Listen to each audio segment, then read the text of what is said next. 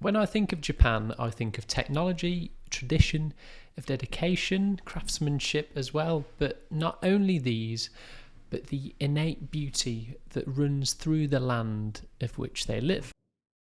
Remarkably, Grand Seiko is a brand that manages to embody every one of these cultural qualities and so many more into each of their expertly crafted timepieces.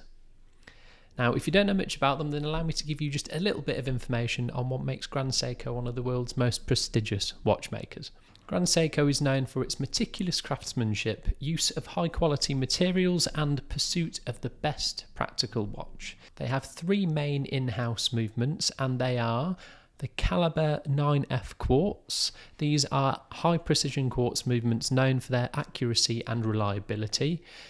Caliber 9S mechanical. These are Grand Seiko's flagship mechanical movements, including both automatic and manual winding options.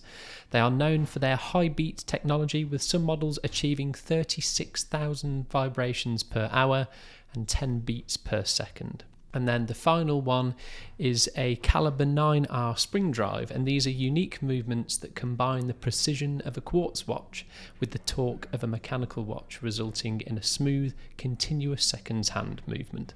Grand Seiko watches are characterised by their understated elegance and minimalist design, wonderfully reflecting the Japanese aesthetic, which leads me into their three main design principles that each piece must follow as closely as possible. And the first one is, the design is made of flat surfaces and two-dimensional curves, with focus placed firmly on the flat surfaces. As a general rule, no three-dimensional curves should be utilised. Instead of using curving three-dimensional surfaces, the Grand Seiko style is composed of extremely sharp and flat surfaces formed from sections of conical ones.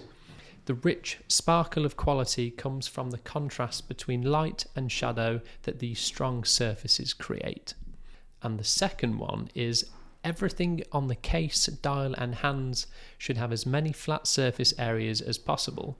In order to heighten the contrast between the elements and to increase the watch's legibility, as many surface areas as possible are made flat, and the lines on the case, dial and hands are multifaceted. And the final of the three guiding design principles is, all surfaces, as a general rule, should be mirror polished and be as distortion free as possible. This mirror finish further increases the contrast between light and shadow, creating a brilliantly sparkling watch. Their designs and aesthetics can also be divided into 9 defining characteristics, and they are multifaceted hands, cured case sides, Zaratsu polished glass, double index at 12 o'clock, rectangular indexes, a curved case, a polished bezel, slanted bezel and case side, and half recessed winding crown. Now, the dials of Grand Seiko watches are really something to marvel at, and they often take inspiration from the natural beauty that Japan as a country hosts and holds so dearly to its hearts. And the two watches that I'm going to show you and talk about mainly today are no exception to this beauty. And they are the Grand Seiko Icefall watches from the Heritage Collection. Two high beat models that come in two different sizes, a 37mm and a 40mm. The dial evokes an icefall that one might encounter in the dead of winter on Mount Iwate, the imposing peak visible from the Grand Seiko studio Shizukuishi, home to Grand Seiko mechanical watchmaking. Throughout history, the abundance of clear water sources throughout Shizukuishi have provided for the local people and were a key reason for the founding of the watch studio in this beautiful location. The main difference between these two pieces, aside from the sizings, is the material from which they are both crafted. The 37mm comes in their signature ever-brilliant steel, which is reflective and durable, being the world's most corrosion-resistant stainless steel alloy, unique to Grand Seiko themselves.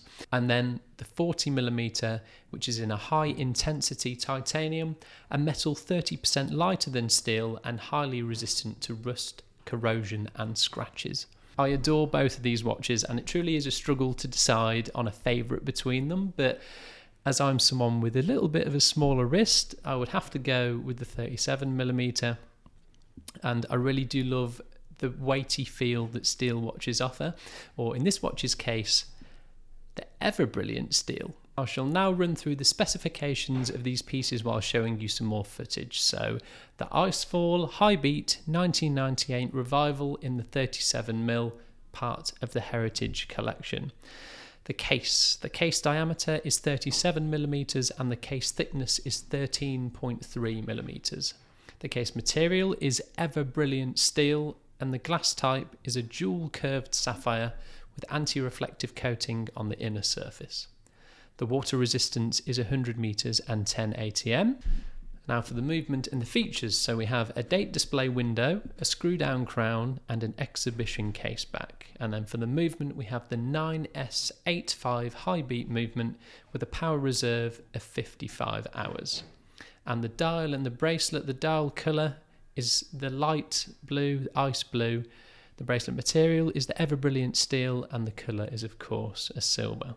And now for the Icefall High Beat 40mm from the Heritage collection, we have the case diameter is 40mm and the case thickness is 13mm. The case material is high intensity titanium and the glass type is dual curved sapphire with anti-reflective coating on the inner surface. The water resistance is 100 meters and 10 ATM. The movement and the features exactly the same as the 37mm.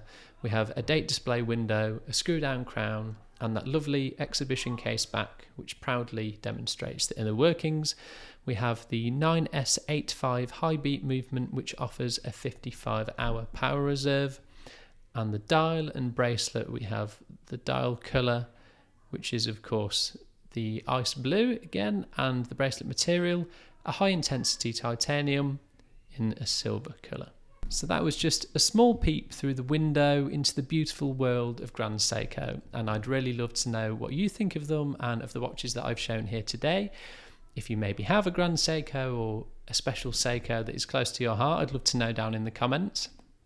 But for this week and for this video, that is the end. I hope you have a lovely weekend, stay safe, and take care.